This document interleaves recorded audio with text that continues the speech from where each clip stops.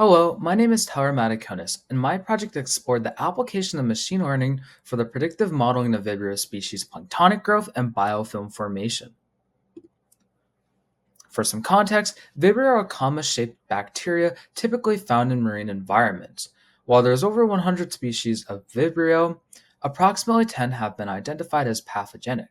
Most notably, Vibrio cholerae is the causative agent of cholera, resulting in 21,000 to 143,000 deaths each year. On the other hand, Vibrio vulnificus can lead to necrotizing fasciitis, or the death of tissue underneath the skin. In fact, during 2023, three fatalities in the Long Island Sound resulted from this type of infection. It is important to note that Vibrio species exist in two states.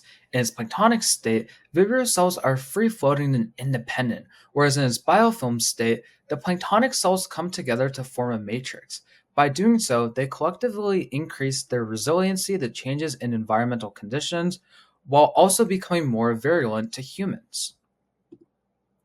The current modeling approach that's used considers time, date, and location. However, this is limiting as it does not consider the actual conditions experienced in the ocean. An improved modeling approach considers temperature, acidity, and salinity. Therefore, in my proposed modeling approach, not only will these conditions be accounted for, but I will also investigate the interactions between these environmental conditions to create a more robust model. To isolate Vibrio from the environment, marine water samples were collected and streaked across agar plates. Following that, the colonies were plucked and put into a culture medium for inoculation. Once that occurred, a culture viability assessment was performed before experimentation. In applying environmental stressors, temperature, pH, and salinity treatments at 4 levels were applied.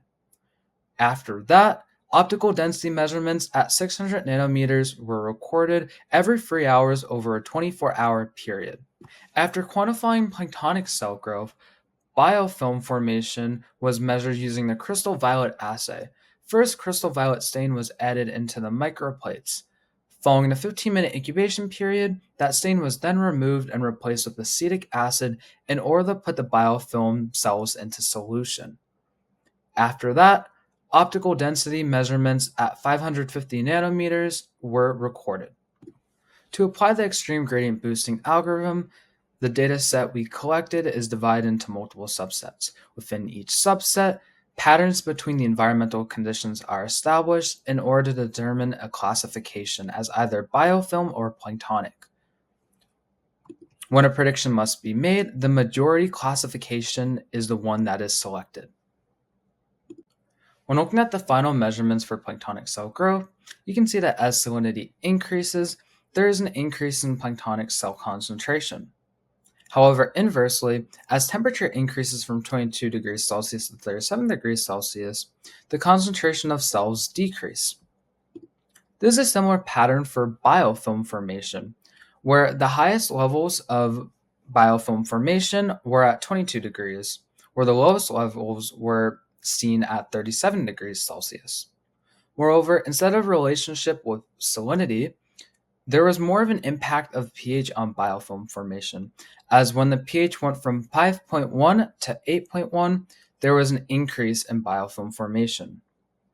To further interpret this data, type 3 analysis of variance, also known as ANOVA, was performed in order to understand the linear relationships between the environmental parameters. In addition, a significance level of 0.05 was utilized. When looking at the one-way interactions for ANOVA, salinity had the most significance for planktonic cell growth, while for biofilm formation, temperature did. Next, when looking at the two-way interactions for ANOVA, both planktonic cell growth and biofilm formation had the interaction between pH and salinity have the highest significance. For planktonic cell growth, that was followed by temperature and salinity, and pH and temperature, while for biofilm formation, it was followed by pH and temperature and salinity. However, overall, all of them had significance. Next, when looking at the three-way interactions for both growth modes, you can see that they too were also significant. Since planktonic cell growth was recorded over 24 hours, a logistic curve was fitted to the data utilizing this equation. As you can see on the left side with the lowest growth rate, a pH of 8.1 and temperature of 34 degrees Celsius was experienced. However, on the right side with the highest growth rate, a temperature of 22 degrees Celsius was experienced with a pH of 5.1. To understand these relationships more thoroughly, again, ANOVA was applied, but this time for planktonic cell growth rate with the same significance level. For one-way interactions, temperature and pH were not significant while salinity was.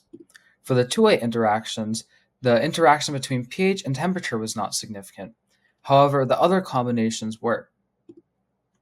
And finally, the combination of all three parameters was significant. Going back to the XGBoost predictive model, as you can see in both confusion matrices, the diagonals represent the instances where correct predictions were made for the level intensity of growth for both growth modes. In these charts, you can see the feature importance for both growth modes. In the first one, for planktonic growth, you see that temperature was the most important, followed by salinity and pH. And then for biofilm formation, you can see temperature was also the first, followed by pH and then salinity.